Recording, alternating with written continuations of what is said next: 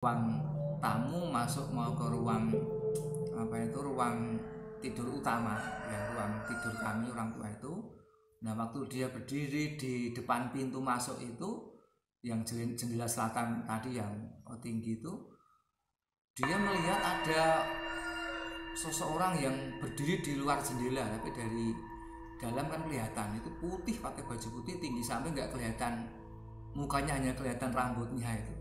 Katanya seperti itu.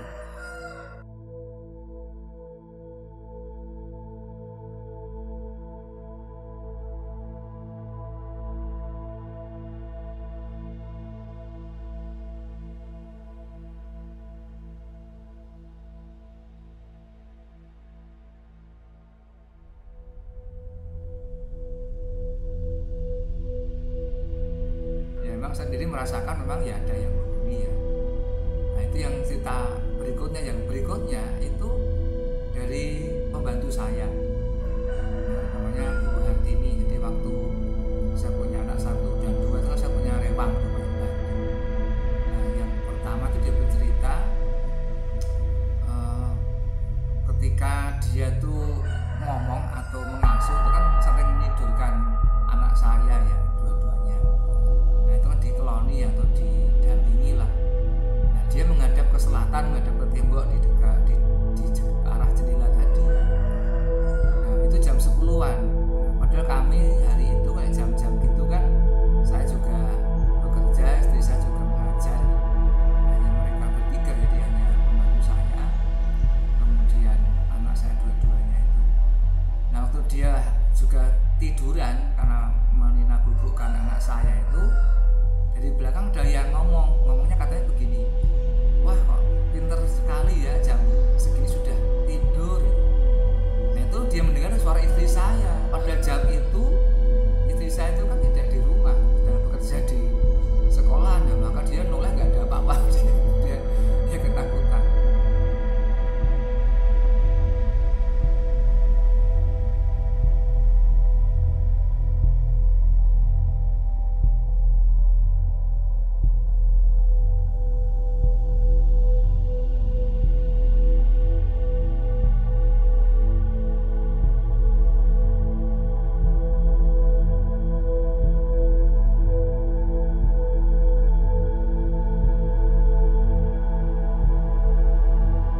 Nah cerita kedua itu, maka setelah dia melihat mendengar suara kayak gitu, dia kemudian waktu bekerja, waktu ngomong anak saya dan kami tinggal, dia tidak berani di pastori atau di rumah ini. Nah anak saya dibawa di rumahnya gitu ya. Nah ceritanya setelah anak-anak saya tidur, dia kan ingin menyelesaikan atau melanjutkan tugas dapur yang lain. Nah, maka dia masuk ke rumah ini. Nah waktu dia lewat di depan rumah, di kamar kami yang kamar utama ini, yang tadi mertua saya juga ada penampakan, kemudian tadi Bu Hartini juga mendengar suara. Padahal itu pintu tertutup, terkunci karena kan kami pergi semua dan dia memang mengunci ya. Nah katanya ada suara di dalam rumah kamar tidur itu, orang yang seperti membersihkan kasur itu loh, jadi digebuk-gebuk, buk sama di sapu itu. Dia kemudian langsung keluar, dikunci dan sudah. Setelah itu dia kemudian minta izin, minta pamit, tidak jadi rewang, tidak jadi bantu karena takut. Jadi seperti itu.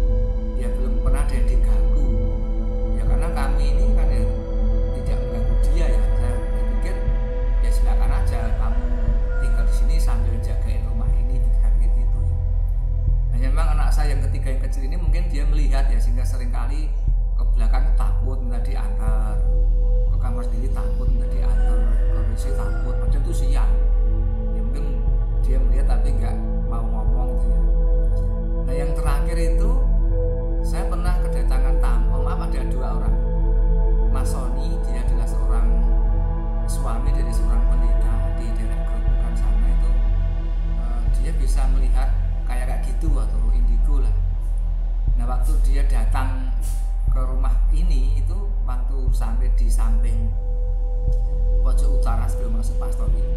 Jadi di bawah mangga itu dia setelah duduk bertanya, Pak, tadi yang di depan itu orang tua kurus kering, badannya hampir hitam-hitaman, kemudian kepalanya diikat-ikat dengan kain atau sorban, itu siapa?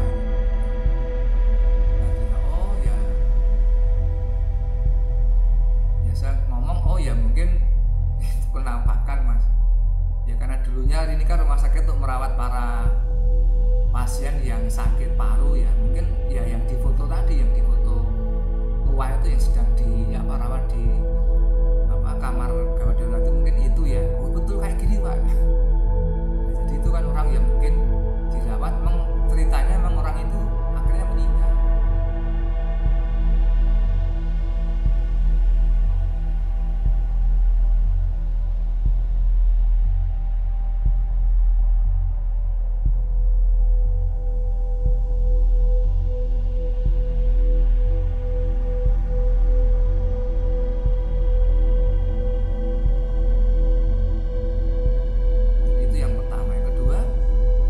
Mas Sony ke belakang tuh lewat bak penampungan tadi, bak penampungan air, dia bertanya, Pak, tadi yang di atas bak penampungan tuh ada perempuan duduk sedang berjemur, rambutnya panjang. Ya itu yang sering yang pernah memberi penampakan suara pada Bu Dwi Muryati tadi ya. Nah kemudian dia ke belakang juga cerita, nah di belakang itu Pak ada anak kecil yang bermain berlari ke sana kemari. Ya itu betul juga, Mas, karena memang dulu di belakang WC itu saya menanam pohon beringin besar, karena memang motivasinya untuk peneduh sih, karena kan gerobokan panas ya. Tapi saya rasa banyak orang yang, Pak, jangan dibiarkan tumbuh besar, nanti banyak penghuninya. Ya saya berpikir memang iya, kemudian saya tebang, dan sekarang di belakang hanya ada pohon pisang. Jadi waktu itu masih ada pohon besar, memang waktu saya ke belakang memang terasa ya aura mistisnya itu sampai bisa merinding berwudu itu. Ya sekarang pun masih ada, hanya terutama waktu malam ya, hanya tidak sekuat dulu. Ya, jadi ini cerita-cerita yang tidak hanya 1-2 orang, tapi terjadi ya, memang rumah tua itu seperti itu. Apalagi pernah juga lama tidak dihuni ya, kemudian baru tadi Bu Dwi Muryati, Pak Sriono, kemudian Pak Setiadi Winoto, dan terakhir saya ini sampai sekarang. Jadi ini ya kondisi yang terjadi ya, memang unik-uniknya kan rumah tua ya, rumah zaman dulu.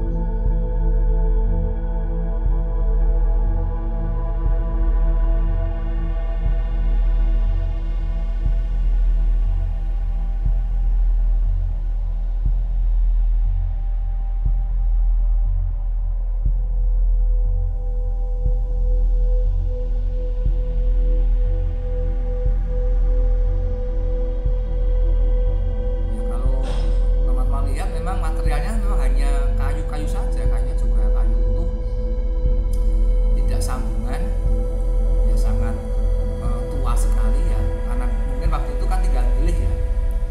Dan materialnya tidak ada rangka besi, hanya kayu-kayu saja. Saya juga heran kenapa kokoh ya, baik gereja maupun yang rumah yang saya huni ini. Dan pasirnya pun pasir kali, tapi katanya dibesusi atau dicuci sehingga kuat. Maka waktu pembongkaran itu rumah sakit yang komplek di samping-samping itu, waktu dulu ada panitia pembongkaran, jadi material di bawah fondasi itu pasir, berisi pasir banyak sekali. Jadi fondasi itu terletak di atas pasir, sehingga karena pasir, karena tanah labil, kalau bergoncang bergoyang kan itu pasir mengisi, sehingga fondasi tetap tidak, bebannya tidak bebannya kemudian menjadi merata, jadi tidak rusak sehingga tidak pecah. Maka sampai sekarang ya walaupun pecah tidak begitu parah.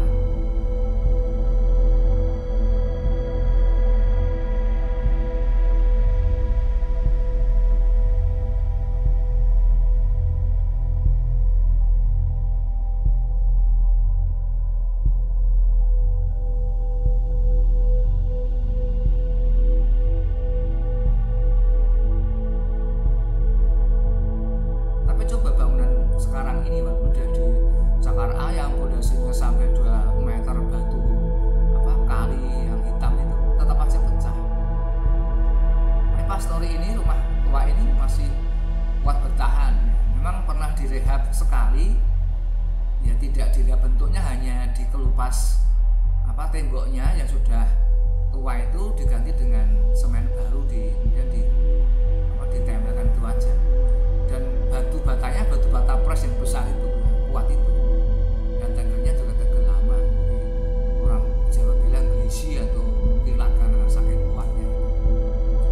Nah itulah hunian rumah yang ini yang bisa kalian lihat seperti ini. Jadi boleh kalau mau ikut merasakan aura mistisnya datang. Oh ya, ada satu cerita lagi. Jadi waktu kami kedatangan anak-anak pemuda dari Solo yang ingin melihat Kalicerit itu, dia bercerita, kan saya cerita ini rumah tua loh Mbak, ada penampakan mistis, lalu dia cerita ya memang betul ada tadi, ada kakek tua, ada perempuan yang berjemur, termasuk ada perempuan berambut panjang agak pirang dan tinggi ya, mungkin di foto yang ini ya, yang ini ya.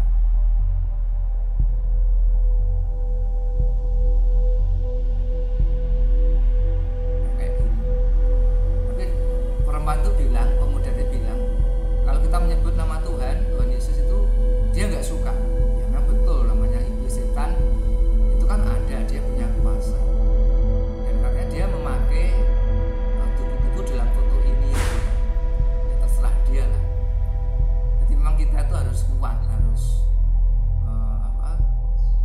harus tegar, termasuk beriman kuat. Kalau kita kuat ya pasti setan terusir.